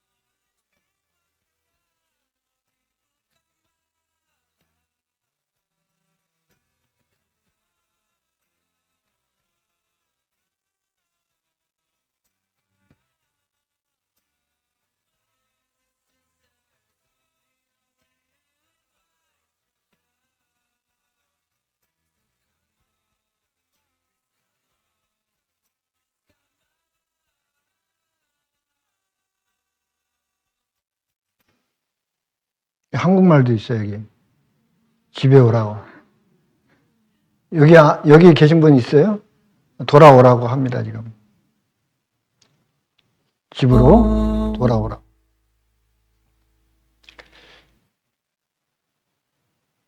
그리고 그 항모하고 황폐되었던 그 이스라엘 땅이 그 이스라엘 백성들이 돌아가니까 그 땅이 다시 되살아났어요. 그 기경이 됐다는 거예요. 바꿔는 그 땅이 됐고 에덴 동산처럼 바뀌었다고 그랬어요. 에스겔서 36장 35절에서 36절에 보면 사람이 이르기를 그 땅에 항모하더니 이제는 에덴 동산같이 되었고 그랬습니다. 에덴 동산같이 되었다. 그리고 황량하고 적막하고 무너진 성읍들의 성벽과 거민이 있다 하리니 너희 사면에 남은 이방 사람이 나 여호와가 무너진 곳을 건축하며 항모한 자리에 심은 줄 알리라. 하나님께서 하셨으니까 그대로 이루어지는 거예요. 같이 읽겠습니다. 나 여호와가 말하였으니 이루리라. 하나님은 말씀하시고 반드시 실행하시는 분입니다. 이렇게 항무지였던 그 이스라엘 땅이요. 장차 옥토가 되는데 피와 눈물로 꽃피운 약속의 땅, 항무지 곳곳엔 성경의 숨결. 이 여자는 그 시온의 다윗의 별을 들고 이제는 그 땅을 못 내주겠다. 이제 그러는 겁니다. 적과거리에 흐르는 낙원. 그리고 이스라엘 땅에는 북쪽에 갈릴리 호수가 있습니다. 갈릴리 호수는 해발 200m 정도 낮아요. 바다 수면보다 200m가 낮은데 이스라엘 땅은 1년 평균 강수량이 200mm밖에 안 됩니다. 비가 굉장히 적게 와요. 그런데 이 갈릴리에 있는 호수에 있는 물을 끌어가지고 이스라엘 땅 전체에 지금 공급하고 있습니다. 지금 이 호수에서 물을 끌어가지고 송수관을 통해서 이스라엘 전역에 다 공급하고 있어요. 이게 점점 많아지는 겁니다. 그래서 스프링클러로 농사를 짓고 그리고 풀 한 폭의 나무, 꽃 하나하나에 이렇게 파이프가 다 가 있습니다. 농사를 짓는 땅으로 바뀌어놨어요. 마치 전 국토를 핏줄로 연결한 것처럼요. 송수관으로 다 연결해 놨습니다. 이렇게. 그리고 이 기계로 농사를 짓는 거예요. 완전히 옥도로 바꿔놨죠? 항무지를 옥도로 바꿔놨습니다. 이건 이제 인공위성에서 찍은 건데, 여기가 이집트고, 여기가 이스라엘이에요. 확 차이가 나죠? 그리고 여기가 이스라엘이고, 여기가 이집트인데, 요 차이를 보시죠. 여기는 다 항무지예요. 불모지서 바나나 감귤을 생산하고 항무질과 적과꿀이 흐르는 땅으로 만들었습니다. 사막의 연목들이라고 하는 이사야 예언이 실현됐습니다. 그리고 이렇게 화이란제가 엄청나게 많아요. 그래서 꽃을 이렇게 재배를 해서 유럽에 팔죠. 이런 거. 화이란지. 그리고 과일이요. 얼마나 이 당도가 높고 참 좋은지요. 유럽에 많이 수출을 합니다. 이 이스라엘은 농업인가 12%밖에 안 돼요. 그리고 이제 그 가나안 땅을 정탐하던 정탐꾼들이 그곳에 있는 그 포도를 이렇게 매갖고 오는데요. 장정 2명이서 이렇게 한 송이를 매갖고 왔다고 그랬거든요. 적과 꿀이 흐르는 땅. 지금 이렇게 재배를 하고 있습니다. 포도송이. 그리고 이게 1905년도에서 1948년 독립할 때까지 이 이스라엘 땅입니다. 근데 2013년도에 이 개간한 땅이에요. 녹색 지역이 점점 많아지고 있죠. 여기에 포도 농사를 짓는 이 사람이요. 이건 기적이다. 이거 기적이다라고 말하고 있습니다. 하나님께서 하신 것이다. 그리고 땅이 스스로 회복했다라고 말하고 있습니다. For centuries, these regions were covered with vibrant, fertile grapevines. But after the destruction of Jerusalem in 70 AD, the Romans uprooted the vines and took them to Italy. For nearly 2,000 years, no vineyards existed on these mountains. But in the late 1990s, a few Jewish men came here with a goal to change that. Men like Yaakov Berg. 2,000 years ago, Israel known like the best wine country in the ancient world. The Roman Caesars, the Greeks, they brought their best wine, not from Italy, not from French. They brought it from here, from Israel. But for 2,000 years, the land was desert. It was impossible to grow something on those lands. And actually, a lot of people tried, and they couldn't succeed. I born in Russia, and I came to Israel when I was 3 years old. I remember when we started to plant the vineyards, everything it was rock. We need to drill into the rock in order to plant the vines. Everybody says, all the experts says, it's not going to work. Nothing will grow here.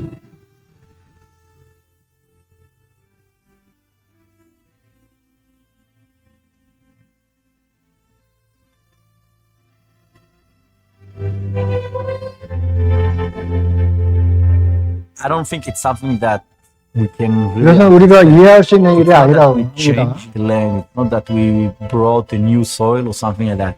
The land really came back to herself. It's 땅이 like 스스로 a dead man 회복했다는 that 거예요. came back to life. To me, Israel, it's the best proof. 세계 이스라엘은 God 하나님이 exists. 존재하시고 And 아직 우리의 He 세계 acting 속에서 in our 일하신다는 I don't think 최고의 we can find 증거입니다. better. 더 나은 증거는 찾을 수가 없다라고 I'm Yaakov Berg, 말하고 있습니다. and I am Israel. 지금 우리 시대는 하나님께서 말씀하신 그 말씀이 그대로 이루어지는 시대입니다. 이스라엘 민족이 회복되고 있거든요. 그리고 강한 나라가 된다라고 약속했어요. 하나님께서 에스겔을 선지자를 이 계곡에 데리고 가서요. 그 마른 뼈를 보여줬습니다. 에스겔아, 이 마른 뼈가 능히 살겠느냐? 아, 내가 어떻게 해야 합니까? 하나님이 아시죠? 하나님께서 말하는 대로 대언하라고. 이 뼈들이 심줄이 생기고 가죽이 덮이고 그리고 생기가 들어가서 일어나라 라고 명하라고 이제 말을 했습니다. 말한 그대로 이제 뼈들이 이제 일어나는 거예요. 이에 내가 그 명대로 대언하였더니 생기가 그들에게 들어가매 그들이 곧 살아 일어나서 서는데 극히 큰 군대더라. 또 내게 이르시되 인자야 이 뼈들은 이스라엘 온 족속이라. 뼈들이 뭐라고요? 이스라엘 온 족속이다. 말라서 죽었던 것 같은 이스라엘 민족이 이제 살아나는 겁니다. 그들이 이르기를 우리의 뼈들이 말랐고 우리의 소망이 없어졌으니 우리는 다 멸절되었다 하느니라. 이랬던 민족이 이제는 다시 살아났습니다.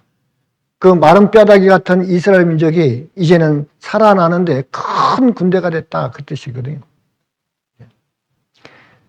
에스겔 37장 12절에 14절에 보면 그러므로 너는 대언하여 그들에게 이르기를 주 여호와의 말씀에 내 백성들아 내가 너희 무덤을 열고 너희로 거기서 나오게 하고 이스라엘 땅으로 들어가게 하리라.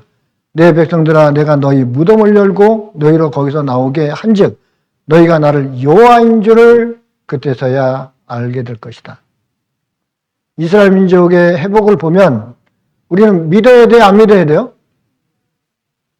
하나님이 왜 이걸 우리에게 보여줄까요? 믿으라고, 보고 믿으라고.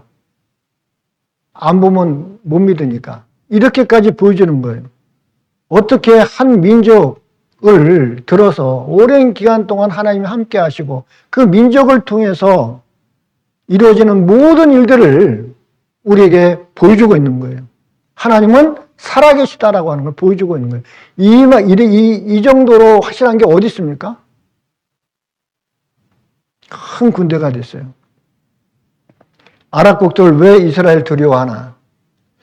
이스라엘 핵무기 100개에서 200개 보유하고 있고 이스라엘 핵무기 400개 보유하고 있다. 점점 많아지고 있죠.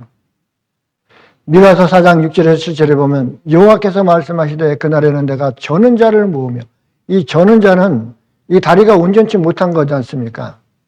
두 다리가 정상이어야 되는데 근데 왜 저는 자라고 할까요? 이스라엘 백성들은 하나님은 믿는데 예수님은 안 믿어요. 그러니까 저는 자예요. 쫓겨난 자와 전 세계에 흩어졌던 자입니다. 그리고 내가 환난받게 한 자, 이스라엘을 얘기하죠. 그들을 모아서 그 저는 자로 남은 백성이 되게 하며 멀리 쫓겨났던 자로 강한 나라가 되게 하고 강한 나라가 되게 하겠다. 그처럼 1948년 5월 14일 날 이 초대 수상 벤구리온 수상이 이 미술관에서 이제 독립 선언문을 낭독하고 있습니다.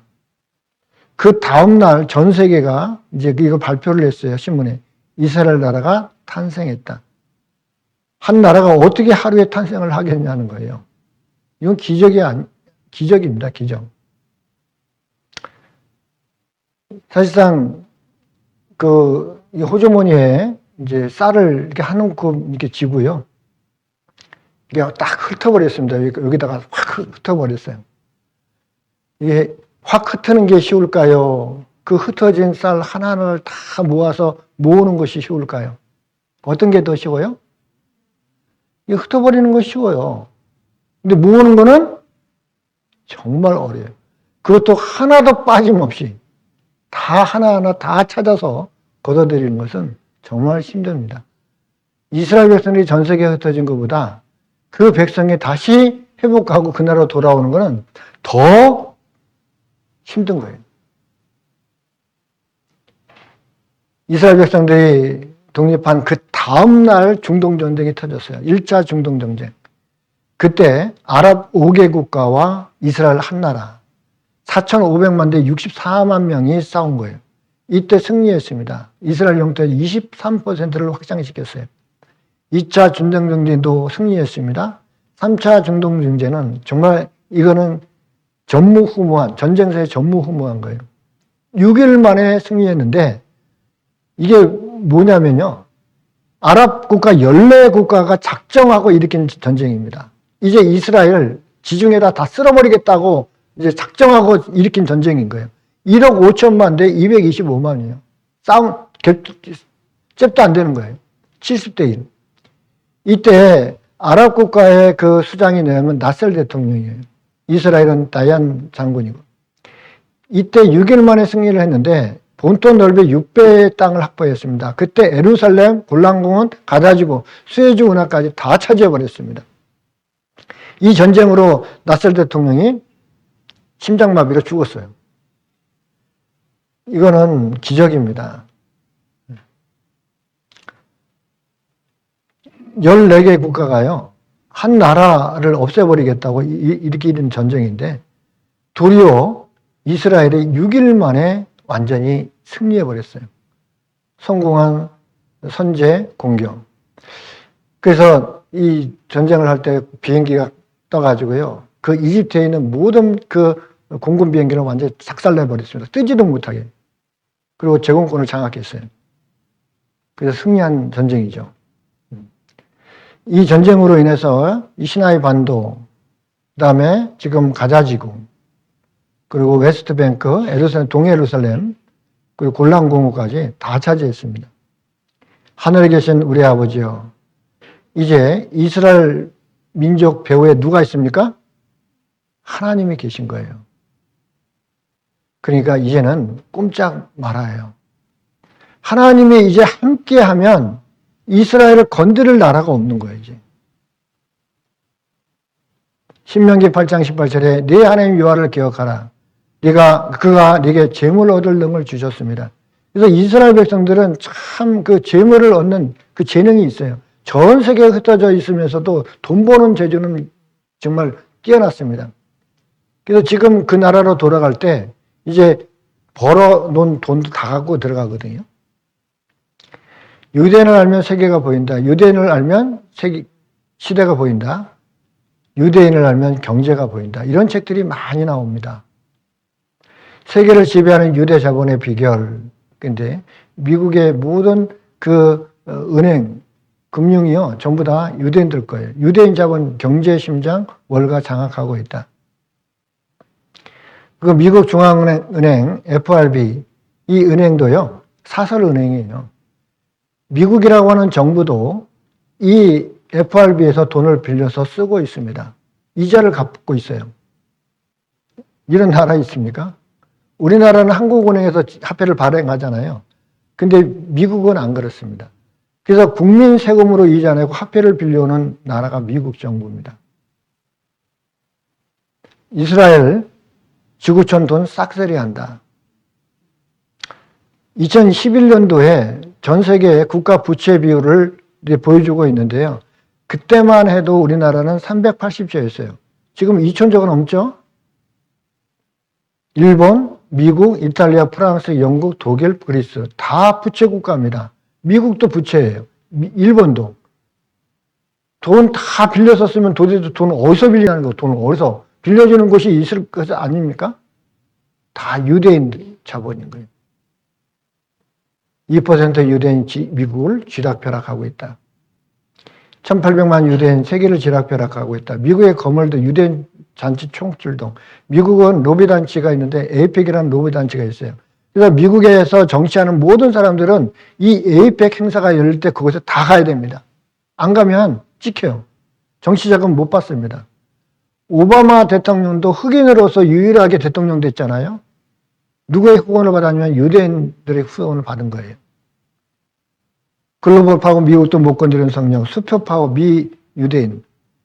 그래서 도널드 트럼프 대통령이 여기서 연설하는 소리 들으면 이 사람이 미국 대통령인지 이스라엘 대통령인지 몰라요. 한번 보세요. When I'm president, believe me, I will veto any attempt by the UN to impose its will on the Jewish state. It will be vetoed 100%.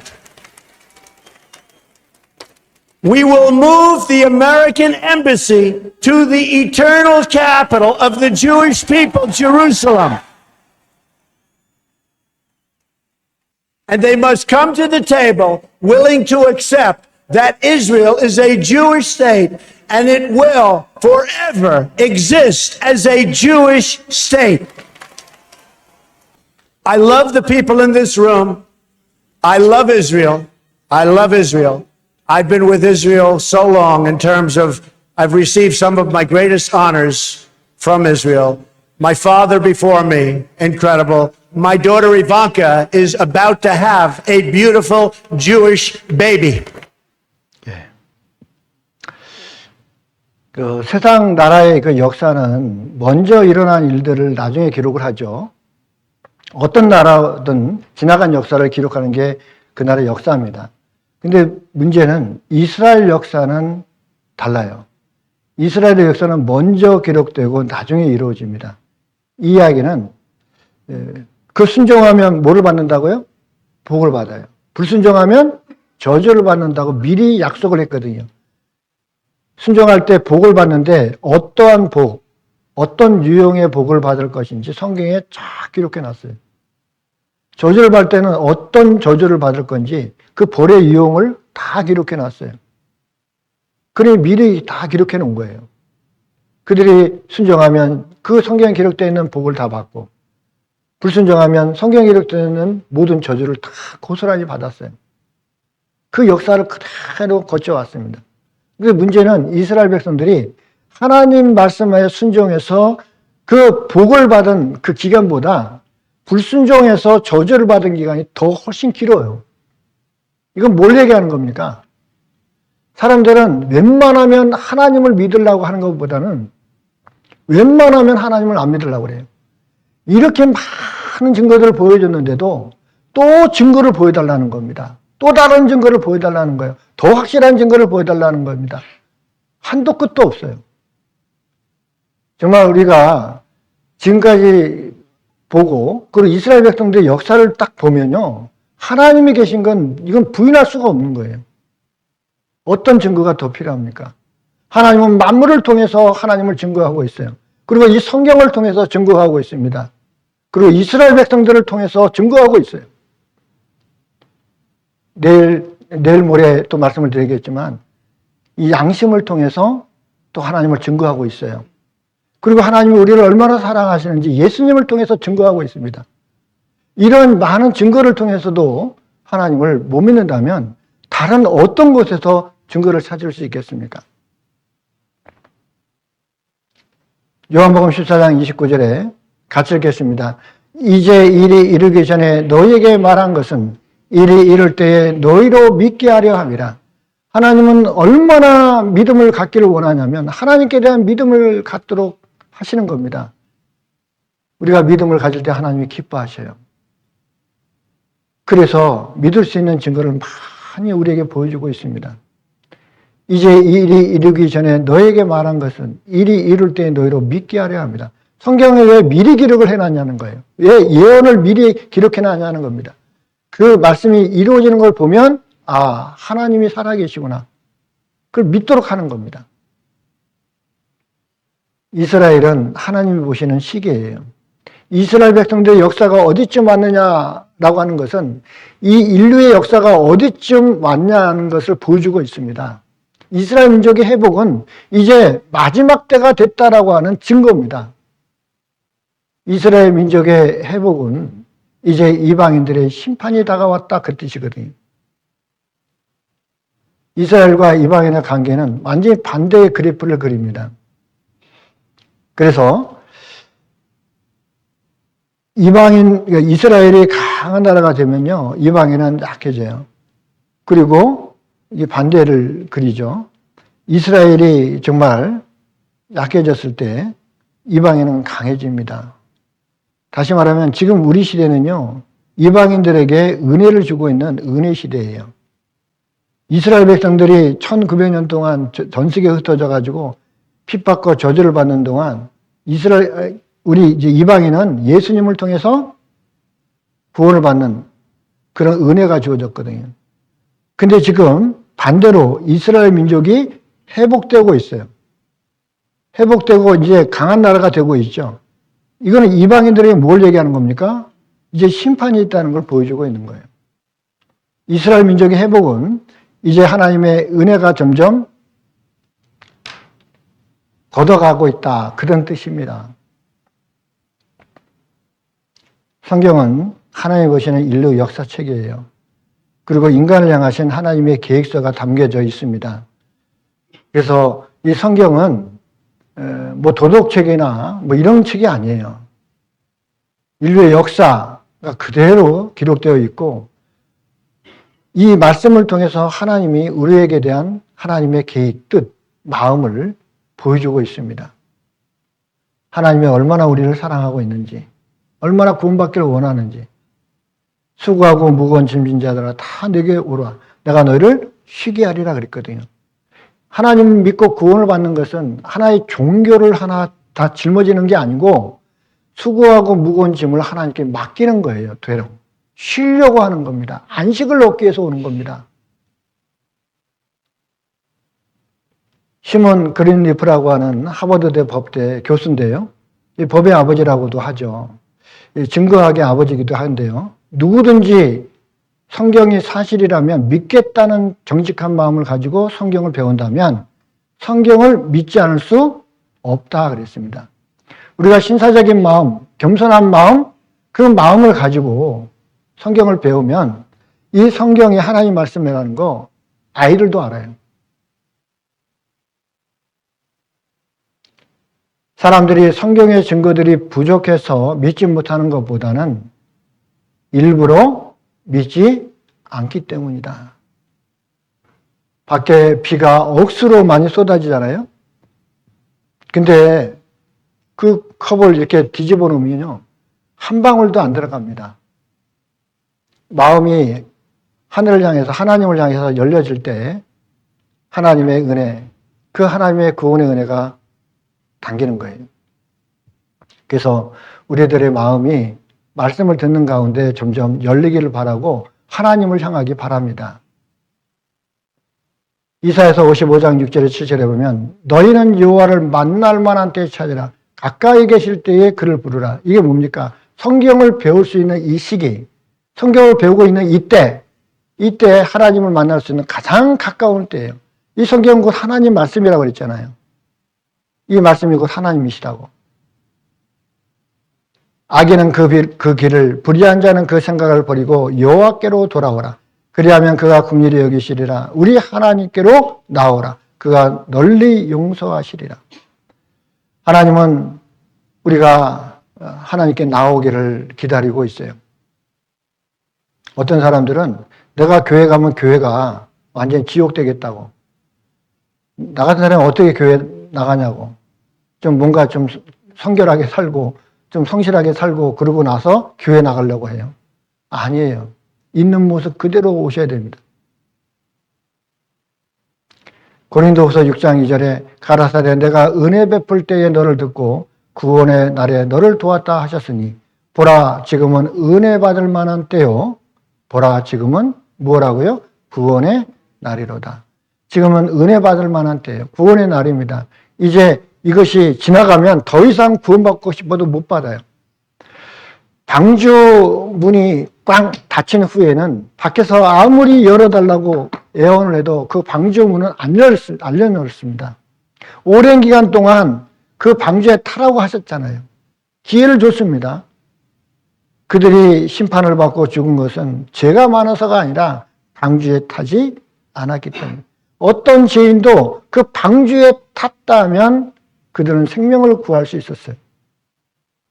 지금도 마찬가지입니다. 죄가 많아서 지옥 가는 게 아니에요. 하나님께서 베풀어 주신 구원의 은혜를 저버리기 때문에 지옥 가는 거예요. 결국은 본인이 선택한 거죠. 하나님이 누구는 지옥 보내고 누구는 천국 보내고 그러지 않는 거예요. 모든 것은 자기 선택입니다. 우리가 운전을 하고 갈 때 그 양쪽에 길에 보면 많은 그 표지판이 있어요. 안전 표지판, 경고판. 그걸 보면서 속도를 줄이시오. 뭐 길이 많이 구부러졌습니다. 아니면 낙석지대입니다. 길이 끊어졌습니다. 하고 계속 경고를 하지 않습니까? 그럼 그거를 들어야죠. 들어야 되는데 안 들어. 그러면 어떻게 돼요? 사고 나요. 때로는 생명을 잃어버립니다. 들어야죠. 하나님은 이렇게 여러 가지로 얘기를 하는데도 그걸 못 믿으면 이제 어쩔 수 없는 거죠. 그죠? 예수 믿으세요. 지금 바쁘니 다음에. 예수님 영접하세요. 지금은 너무 바빠요. 예수님 믿으세요. 바쁜 일 좀 끝내고. 예수 믿으세요. 아이고, 바쁘다고 먼저 가셨어요. 이런 사람들이 많이 있어요. 기회를 놓쳐버리는 거예요. 사람들은 살아가면서 바쁘다 그래요. 지금 먹고 살기도 바쁜데 한가하게 뭐 교회 다니고 무슨 말씀 배우고 그럴 시간 없어. 그리고 기회를 놓쳐버립니다. 이런 사람 없도록 했으면 좋겠어요. 마태복음 11장 28절 같이 읽겠습니다. 수고하고 무거운 짐진 자들아 다 내게로 오라. 내가 너희를 쉬게 하리라. 그래서 하나님 믿고 우리가 구원을 받는 것은 종교의 그 무거운 짐을 하나 더 얹는 것이 아니라 이제 우리 마음이 힘을 얻는 거예요. 하나님 안에서 평안을 누리는 겁니다. 기쁨을 누리는 거예요. 그래서 하나님은 우리의 무거운 인생의 짐을 풀어주기를 원하세요. 내게 맡기라고. 그래서 수고하고 무거운 짐진 자들아 다 내게로 오라. 내가 너희를 힘들게 하리라? 쉬게 하리라. 쉬는 거예요. 오해하면 안 됩니다. 이제 인생길에 지치고 힘든 나, 이제 어디에 마음 들 곳도 없는 이 마음, 이제 하나님 안에서 좀 쉬고 싶다. 정말 하나님의 은혜를 받고 싶다. 그런 마음을 가지고 이제 오시면 하나님은 다 받아주십니다. 잘했다고. 우리 마음에 평안을 주실 거예요. 그래서 이번 기회에 정말 그 하나님의 은혜를 저버리지 말고 모두 구원을 받고 영혼의 문제를 해결했으면 좋겠습니다. 기도하겠습니다. 하나님 감사합니다.